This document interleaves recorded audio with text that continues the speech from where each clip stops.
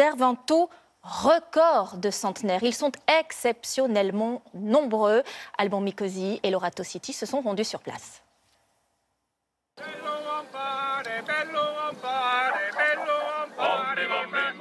C'est une région bien mystérieuse au centre de la Sardaigne. Des hauts plateaux, des troupeaux de moutons, de chèvres, beaucoup de vent, peu d'habitants mais une particularité, ils vivent vieux. Ces villages possèdent un taux de centenaire 5 fois supérieur à la moyenne européenne. Luigi Carta est tout jeune, il n'a que 95 ans. Sur ce terrain, il a posé chaque pierre, planté chaque arbre, et tous les jours, il a la force d'entretenir ses arpents de vie. C'est la force de l'habitude, l'habitude de bêcher. Je viens ici dès que je peux, quasiment tous les jours. Quand j'étais un peu plus jeune, je travaillais ici, 7 à 8 heures par jour. Dans le village de Seulo, il y a un très officiel musée des centenaires, avec les portraits de tous ceux qui ont atteint les 100 ans. Une trentaine sur 900 habitants environ, c'est un record du monde. La prochaine candidate, c'est Katharina Moy.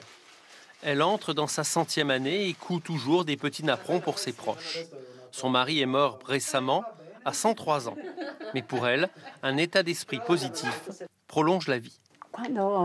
Quand on peut, il faut prendre les occasions de rire. Mais il faut aussi accepter les occasions de pleurer. C'est important de pleurer. C'est comme ça que je vois la vie. Depuis 20 ans, plusieurs études scientifiques cherchent à percer le mystère sarde. Y a-t-il un patrimoine génétique particulier? L'alimentation méditerranéenne peut-elle expliquer cette bonne santé? Oui, sans doute, mais il y a un autre facteur. Giovanni Pes est l'un des médecins en charge de ces études. Il pointe une découverte récente, la qualité de l'air sans égal ici. La région a le taux de dioxyde de carbone le plus bas d'Europe et le vent est régulier. Les vents sont très puissants ici et on sait que le vent charrie et transporte au loin tous les germes contaminants et les bactéries.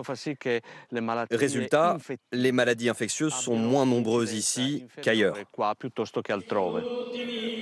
Il y a 4 régions au monde dites zones bleues. En clair, des régions de centenaires. Au Japon, au Costa Rica, en Grèce et donc en Sardaigne. À chaque fois, ce sont des bords de mer exposés au vent. Le récent rapport de l'ONU, qui affirme qu'un quart des décès dans le monde sont liés à la pollution, a confirmé aux Sardes qu'ils vivent une zone préservée. Une conclusion qui a nourri bien des conversations dans ce café de village où Adolfo Melis officie. À 96 ans, il est sans doute le doyen de tous les cafetiers du monde et chaque matin, il se lève à 5 heures pour ouvrir son commerce aux habitués. Les vacances de printemps et ce bilan du tourisme en 2018. L'an dernier, 1 million de nuitées supplémentaires ont été vendues dans les campings. Gros succès qui se confirme encore. En ce moment, l'hébergement de plein air démarre sa saison. Regardez